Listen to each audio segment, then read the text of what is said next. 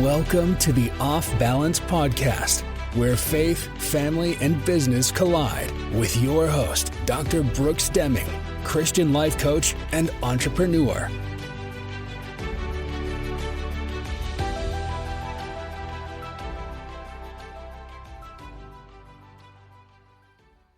Welcome back to Off Balance. I'm your host, Dr. Brooks. Many people admire the idea of fostering, but feel unprepared, overwhelmed, or unsure of what it's truly like day to day. If you have ever considered fostering, this episode is for you. Today's guest is Khristina, a medical professional with a deep passion for encouraging and caring for people. Her heart is for service. It extends beyond her patients into her personal life, where she has stepped into the powerful and transformative role of fostering children. Khristina brings authenticity, compassion, and wisdom as she shares her journey of opening her home and heart to kids in need. Her story sheds light on both the beauty and the challenges of fostering and reminds us the impact that we can make when we choose to love boldly. Khristina, welcome to Off Balance. Thank you so much for joining us on today. So before we dive into our conversation, can you just introduce yourself to listeners and tell them exactly what it is that you do? My name is Khristina, and I'm 52 years old. I am certified clinical medical assistant. I have been in the medical field for 20 plus years, and I've just always cared about helping people firsthand. I just love to be there for people and help them as much as possible. Enrolled in going back to school to further education so I can continue the passion that I have as far as services and helping people. You are in the medical field, and as I said in your introduction, your love and care for people kind of transition into your personal life. So can you share with us how you began fostering? First, let me just start off. When I was in high school, I really didn't realize that I had a passion and nursing was what I wanted to do and help people. But I will never forget that we had an elderly neighbor. And one day I come home from school and she was in the door asking for help. I went in, really didn't know exactly what I was doing, but I knew that I had to help her. I helped her, cleaned her, I bathed her the best I could, started every day making sure she had something to eat. At that time, I wasn't a good cook, so it was microwave for her, but I made sure that she ate and just gave her company because she was lonely. Starting that was the first step of me knowing that what I wanted to do when I grew up was to be helped. And then I had an experience with my mom being sick, and that really let me know that's what I wanted. We kept her at home. We provided and nurtured, cared, and loved for her and did what we had to do as a family versus putting her somewhere. So that was my second step. And I love to be able to be there for a person. And I just feel like anybody fostering in the medical field or anything, you have to have empathy for people. You have to put yourself in their shoes and stuff. And not only that, you have to listen. You have to really listen and love what you're doing. When you say love what you're doing, what does that exactly mean for someone that's listening and they're like, I have a job and I like it, but I'm not sure if I love it? So my love, I go above and beyond for my patients to make sure that no medicine is missed, that they fully understand what is needed for them and what I am going to do. You making sure that they know and keeping in contact with them, communication. You have to have communication. That goes for nursing, fostering. You have to let people know because regardless of you doing a good job, if they don't feel comfortable or secure, there's still going to be that, am I where I need to be? Is this right for me? I don't want a patient to have to question. They know job is going to be done. The same thing goes with fostering. You have to take the good and the bad. You have to be able to you figure it out, and you have to figure it out with putting them first. You have to put them first because, they're going through something if it's medical, and if it's fostering, it could be mental, physical. You just never know. That's what I mean by love what you're doing. You can't do it halfway. What prompted you to become a foster mom? The first child that I fostered, actually, we were visiting some friends and they had a child there and he didn't seem like he was treated as he should and just going to take him home, not knowing that he was never going back. That happened. I took him in as if he was my baby. I didn't think nothing of it. And he was sick and stuff, but it didn't matter if he was sick. I had to learn what his disability is and then also you figure out what's going to be best for him to make sure that he's comfortable. So from the time that you brought him into your home, what was the time span when you found out that he had a disability?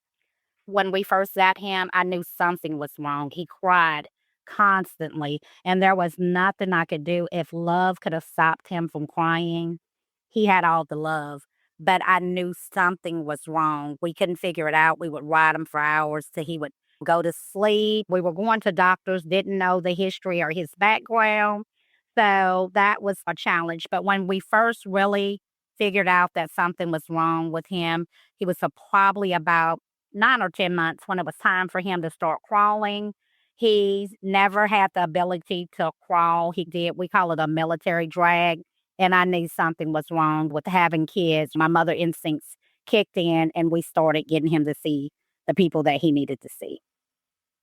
So as he was developing and you noticed something was wrong, at any point did you decide that I'm going to give him back, that I no longer wanted to foster him because it was going to come with a lot of challenges and problems? No, that made me want him more. It just actually made me, I said, hey, he is going to have the best life that a child can have, regardless to his disabilities. And even though I can say he know that he's not as the same as other kids, that boy does not miss a beat and stuff. I make sure that he's included in everything that he can do. And so you got him as a newborn, but how old is he now? He is 19 years old. He'll be 20 on March the 5th. Yeah. And my biggest thing with that is when we first was taking him to the doctors, they told us he would only live to be 5. He wouldn't make it past 5. And 5 has turned into 19 and he's still here. So that's a blessing. So here we are, we fast forward. You have had him almost 20 years, and then recently you decided that you wanted to foster again. So can you share with us what prompted you to do fostering a second time around? Just the love for it. Same thing. The first started off with just one. I got this baby when he was a newborn as well and didn't know if I was keeping him, didn't know, but I did know that I was going to take care of him and give him the love that he needed and just be there for him. And we started off with, hey, he's just staying with me for a little bit. He's still here, and I consider everyone that I foster my child. And so I went through having him probably till he was about 3, and then I did it again. So, I did it again. I got his brother that was 5 years old. Oh, yeah. So now here we are, we have 3 foster children. So what challenges have you faced when it comes to fostering? So, first of all, it's not as easy as people say it is, and so that's when I say that you have to really love what you're doing because going through the challenges that I have been through, if my heart just wasn't in it and I didn't love them, it will make you give up. I have been through just not being told the truth, and that being, like, through the courts with the youth centers and different things. They made it seem so easy. Here, this is a bad situation and you are a great thing and you are just gonna get these kids and stuff. And so it is a high and a low because when kids are used to stability and then there's a chance that you can place them back in the badness that they were in and stuff, it affects me and it affects them as well. Making sure that you really understand that when you're fostering and when you're fostering to keep, it's a total different story, and I'm fostering to keep. Let's unpack that. So what do you mean by fostering to keep? So fostering to keep is where you want the kids to stay with you. Some people are foster and they'll just foster until they find home placements for them. I started off with fostering to keep. And with fostering to keep, you have many different branches to it. So I have had DHR come into my house, making sure bills are paid, you're got a constant job, doing drug tests, just doing pop-ups whenever they want to see if they can catch you doing anything bad, even though you are the best thing for them. Visitations that for the kids to just actually see if the kids are better off with you versus going back to their mom or father or whoever the family member is. A lot of courts, you go into different courts and they have these ISP meetings. Just figure out exactly where you are or had the parent did classes or different things. Just a lot. So I have missed time off work to do visitations with parents. You have a lot of people that's angry with you, even though you're doing great. You're doing what's best for the kids. I'm not doing anything to intentionally belittle or downgrade a person or put anyone down.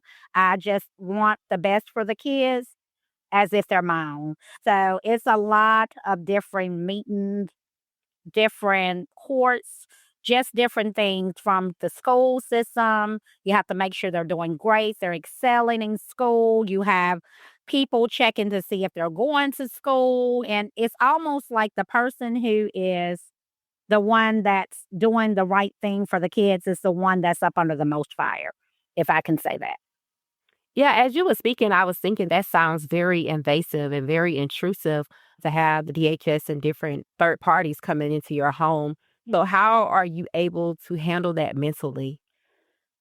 Through God. So just staying prayed up, staying focused, reminding myself every time this is for the kids and stuff. It's so deep up in your business. They're in your bills, they're in your bank account and stuff. They're trying to lurk on Facebook pages, social media and stuff. And even though I'm not like a spotlight person or putting all my stuff on Facebook and everything, you have to be careful who you are attached to when you are fostering. If someone is listening and they're not familiar, can you walk us through the process of becoming a foster parent? Sure. So there's two different ways. You could go through DHR or fostering family for families. There is like an 8-hour class that teaches you things that you have to have. You have to have a stable job. You have to have no records. You have to have do no drugs. You can't have anybody on drugs or anything in your house. Your house has to be safe. You have to have the proper appliances and different things. And depending on how many kids, you have to be able to show that you can take care and provide for them. Now, in some circumstances, they will help with like assistance with clothing and different things of that nature. And that would be like if you're fostering for them just to find home placement. Versus when you are fostering the keep, everything is coming out of your pocket. You are doing everything on your own because you can't take assistance from them for fostering a keep and then decide that, hey, I still need assistance from you guys because that doesn't look good. That makes sense. So, you are fostering to keep. So, has that impacted your family financially? It has. So let's talk about finances. I have so far right now to this day, this has been like a 5.5, 6 year process. I have spent over $35,000 in attorney fees. My attorney, she charges $200 an hour. I feel, hey, they're worth it. Not only that, it's a lot of missed time from work, with courts being all day, being rescheduled. This has been going on for 5.5 years. I have been to a lot of court cases that have been rescheduled. And every time you reschedule, when I think that I'm through paying an attorney, I have to continue. It's continued, constant. First, it was COVID. I could understand that, but now it's just been one thing behind another. It's a fight for your life. Financially, the money that I have spent, I could have spent doing purchasing homes or doing things, but I still look at this was what was best for me. This is what I set out to do, and regardless to what the finances is or the struggles that I go through, I'm going to continue to see it out. That's really good. So, the kids, they still get to see their biological parents. So, how does that impact them mentally? Mentally, every time the oldest one sees his biological parent, he it's almost like he goes into rage. I have behavior issues. It's like I have to reset him every time that he sees them. It's almost like old scores that came out and stuff. And he's questioning, you told me that this was going to be over. I thought it was. I keep having to explain to him that this is a part of what I have to do in order to keep you.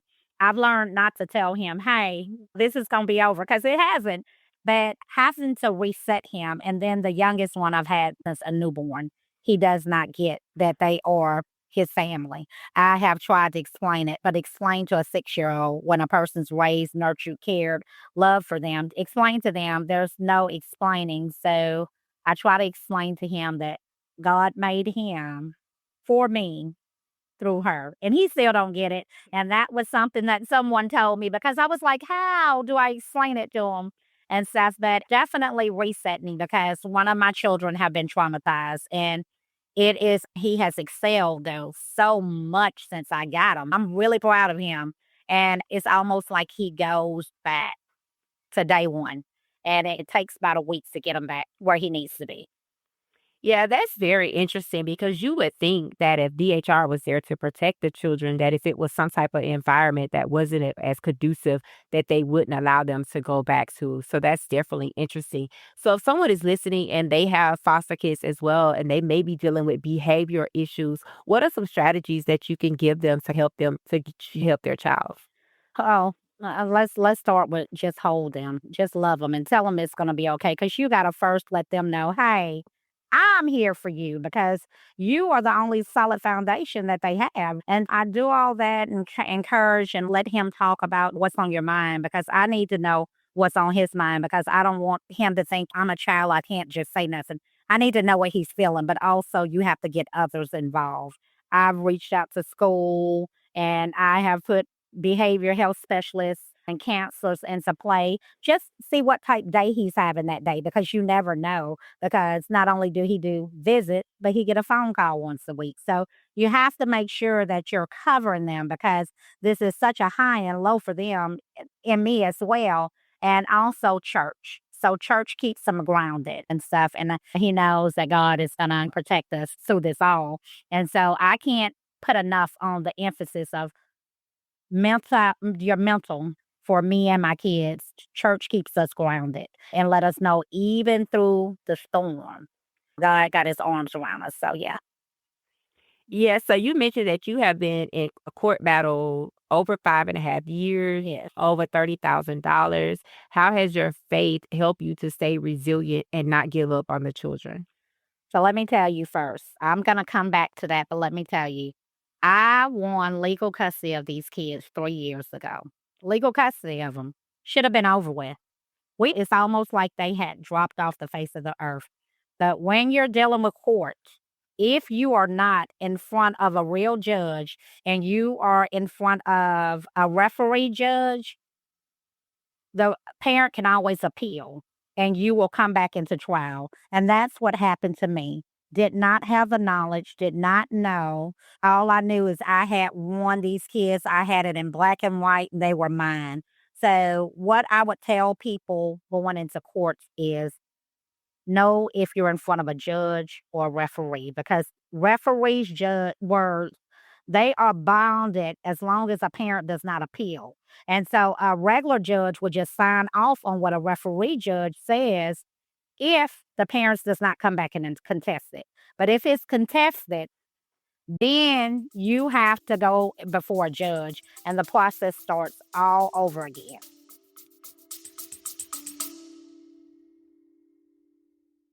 Are you tired of pushing forward but still feeling stuck?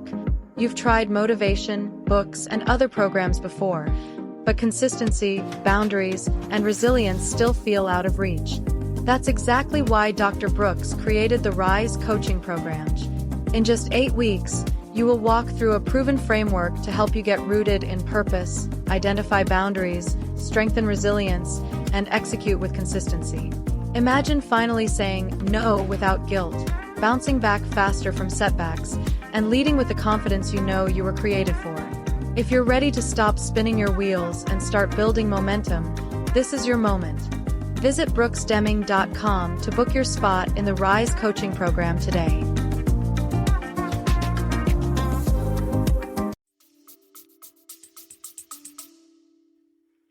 So in your state, what's the time frame that they can file an appeal?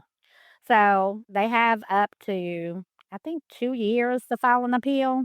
And so if she want to file an appeal up after the 2 years and a day, they would have been mine. and I could have continued with my process. And so right now we're in courts, we're at a standstill, but I know that we will move through that. Yeah. But as far as your face not to give up is again, you have to keep reminding yourself, you have to love, you have to want those kids. You have to know that just like life, if you're going through things, will get better and stuff. And I have been boohoo crying. I never ever wanted to give up on them. I just didn't know what else I could do. And the only thing that I know that I can do is pray. I just pray and talk to him and tell him, hey, I can't fight this no more. I need you to step in and take the wheel and stuff. So you have to have a strong, if you're not religious, you have to have some type of support somewhere. And even with my religion and my faith, I have a strong support system with my family. So, if there's someone's listening, what's one misconception that most people have about fostering kids? They feel like you can just get them and they're going to be yours. It is not as easy as you think. It's good to listen to what the people say, but my thing that I would tell a person is you need to make sure that you're writing down everything, everybody that's telling you, from DHR to any CASAs to any judges. You need to make sure that you know who said what, because I just listen to the courts. I listened to the DHR and I listened to how easy it was supposed to be. And I just thought I didn't have to do anything. And maybe a year and a half into it, I said, hey, I'm going to need an attorney. It's not just happening like they said it is. If you can go back to before all of this started, what would you tell yourself in that moment that can prepare yourself to the journey that you're now on? If I could go back, I would just probably say that I would have been more cautious about what the people were telling me. I would have probably seek counsel sooner. Definitely seek some advice, seek counsel from someone outside of the party sooner. Sometimes as a mom, you feel like you can love a child away from all the stuff that they've been through. I probably would have seek counsel for him sooner, and stuff. But yeah. As you are just looking over everything and you are almost hopefully towards the end of your journey, what do you hope to see once this is done and you can officially adopt the children? I just hope to see my boys continuing to thrive in life, continuing to excel and become great, productive young men. That's all I want for them. I want nothing but the best for them. They are happy. I just want them to continue to thrive. You've been going through this for a long time, so that speaks resilience because you have not given up. So, looking back over your journey, what do you think is that thing that carried you through that season? Nothing but God and stuff. And I can't drill that enough. Even with the family support that I had, until I got myself just embedded in the Lord and God's word for me, because I could put a fake smile on that everything was okay. But I didn't know if my mental was going to be okay to handle it. I couldn't sleep looking at them, worrying and wondering what's going to happen. How are they going to be if they're not with me? Just worrying about things. So I definitely have to say that what got me through is just staying in connected with my church, staying embedded and praying is what got me through. So, how did this affect your family? Because you have other children. So, how did fostering impact your other children? So with the first one, my boys were just like good. They were okay. They were younger when I first got the first one. So when I got the baby who is 6 now, my oldest son thought that, okay, you're lonely and stuff. He was like talking to me and asking me, you didn't give me a chance to have a baby and things. But he was telling me I was lonely. And I told him, no, this is just what I want to do. So when I got after I got the brother, my son told me I was crazy. Now, and stuff, but I laughed, but now he's okay with him. But I thought it was going to be rough with that oldest one for a minute. And my baby, he welcomed them. But my oldest son thought that I just was really lonely and needed some help. And just to give listeners an idea of the age difference, can you just give us a rundown of all of the boys? Sure. My oldest, he is 28, gonna be 29 on the 21st. My baby is 24 years old. I have a 19-year-old, which is my first foster. I have an 11-year-old, which is my third foster, and I have a 6-year-old, and I'm 52. Listen, so starting over as what has that revealed about you as a person? I feel like that has revealed that I can do anything that I put my mind to. With age, when I had that baby, I didn't know what he was hollering and I was crying to it. Sometimes I didn't know what I would call it, but I figured it out and I mastered being an older mom and it made me proud of myself. It actually pushed me to do more things that I just had bottled up and just didn't want to do. But also having these kids have grounded me. I can understand that. So I had my first child in my 20s. I don't have any other children, but I have grandchildren. And what I notice is I'm different with my grandchildren. And I think it's because I have more wisdom. Yep. And I think it's because I have more life experience. Yeah. So has that been something that you noticed as you were parenting the second time around? Yes. Now, it definitely did. I don't think that I was where I needed to be as a mother with my older 2, but once you go on in life, there's things that you know that you need a house, you know that you need a life insurance policy for you and your kids, you know that you need 401k plans. It's just more things that you need, and it's things that I didn't have or was not working toward then being 22 and 27 having kids versus when I got these kids. Yeah, so many of the listeners, they struggle with parenting. Some may be overwhelmed. Some may feel like they don't have enough time. So what advice would you give them that can help them today? My thing is don't try to do it all. You got to have time for yourself. So let me start with not trying to do it all. You can't do so much trying to do everything that it's just you're excited. You have to pace yourself. I sit back and I just try to analyze what I'm doing. For instance, today I came home.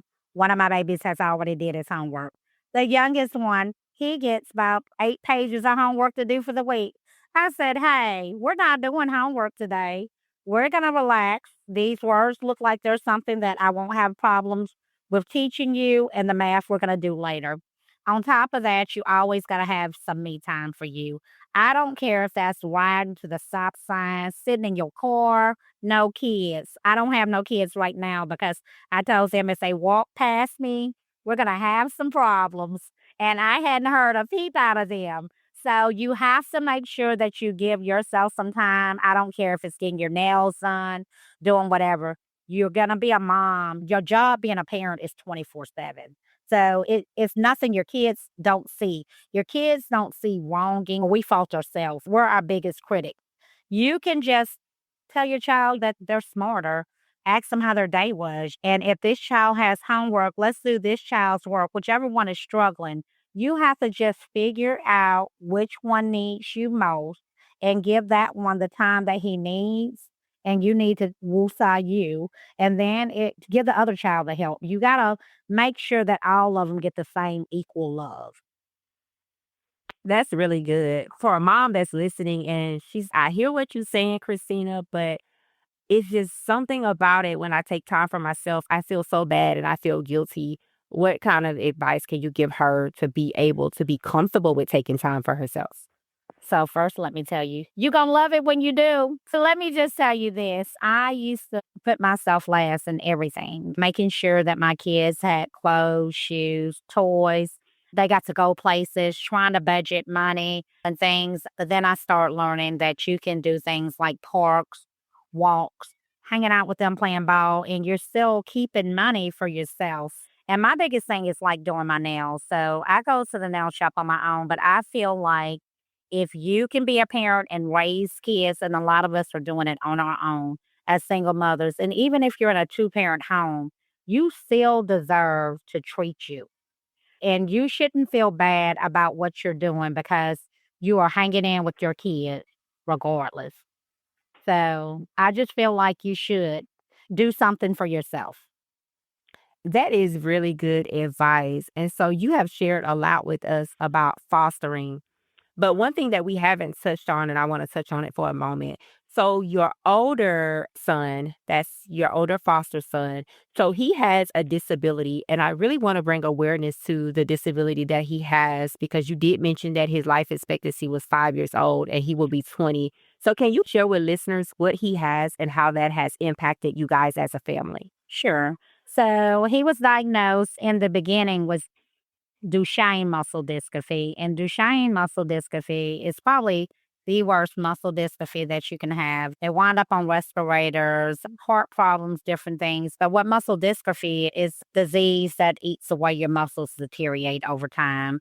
They wind up with different issues. Some of them wind up passing because their heart goes out on them.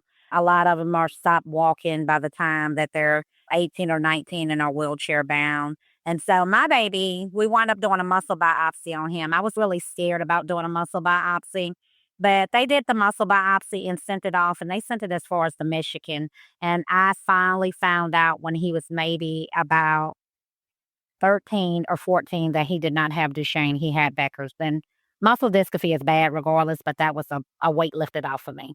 He's having cardiomyopathy issues, which his heart is enlarged. He is having some problems with some pumping, with his heart pumping. He is more confined to the wheelchair now. He can stand, but he cannot walk. I do try to do exercises with him at home to keep him from getting stiff and having spasticity because kids will draw up with not walking, keeping shoes on his feet, keeping him moving. His diagnosis is not a great diagnosis, but I look at it like this.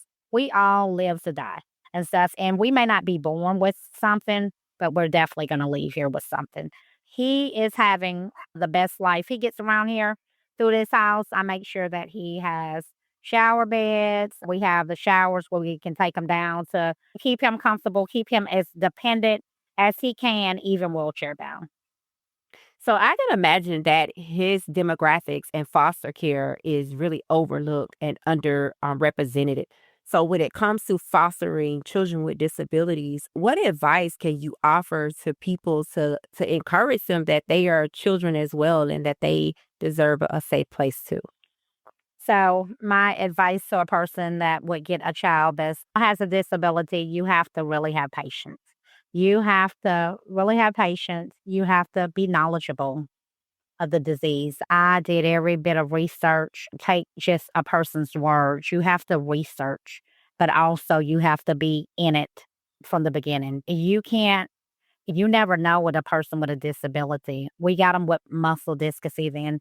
He had heart problems and blood pressure, and it's one thing behind another, but you have to be willing to accept everything. But at the end of the day, I am so happy with him, and I thank God for placing him with me. And he said he would never talk, and he calls me 99 times when I'm at work. So he's doing enough. I feel like what you put in a person, regardless of what they diagnose, is what you're gonna get back from them.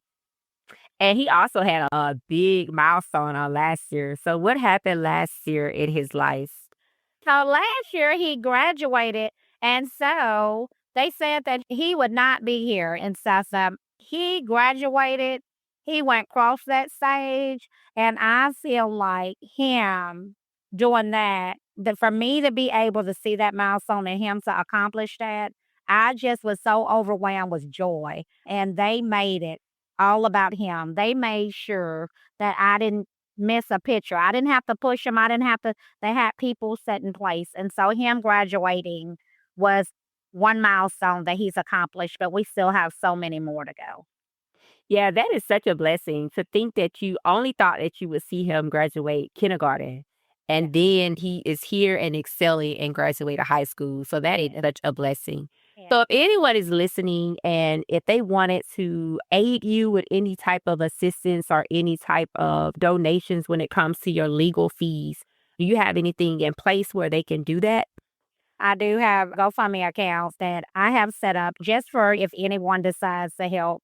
My legal fees are constant, but I still continue to figure it out and get it paid. And if anyone is willing to help, I appreciate it. If not, I appreciate. Continue to pray for me. But yes, I do have a GoFundMe and that is out for me and the boys. Okay, so what I'll do is I'll make sure that I have that information in the show notes of this episode. So that if anybody's listening and you would like to contribute to that fund to help with the legal fees so that the kids' adoption can go forth, that will greatly be appreciated. So as we wrap up, because you have shared so much about fostering, you shared so much about parenting, and just making sure you take care of your own mental health. So as you wrap up, what's one message or a piece of advice that you want to leave with listeners who may be navigating their own fostering journey right now? Don't give up. I feel like you can do it. If you're leaning toward that, you can do it. If you ever need to talk to me, you can also share my email, my contact information. I'm with them. If there's any way that I can assist you through your journey, I would be more than happy to help you. But everybody needs somebody. And there are so many kids out here that need stability. And if you are able to bless one and your heart is in it, do it. So y'all heard it. So if you have the heart and if you have the means to foster, then definitely look into it because there are so many children that are in the system that are just patiently waiting for a family to come along and love on them. So again, Khristina, thank you so much for joining us. And I will make sure that I have everything in the show notes for you guys to reach out to her. So again, thank you for choosing Off Balance, and we will see you on next time. Bye.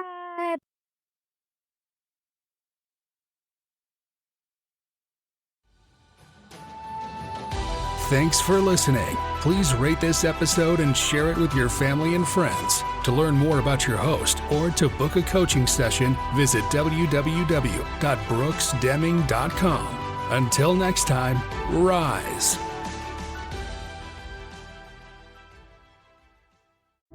Hi, I'm Tiffany of Tiffany Brown Designs. With over 20 years of creative experience across industries, I create and elevate brands one design at a time through intentional graphic and brand design, polished film and video editing, and creative artistry.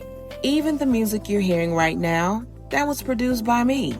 I also create custom tracks for websites, intros and outros, and content. So what are you waiting for? Visit TiffanyCBrownGD.com and let's bring your vision to life.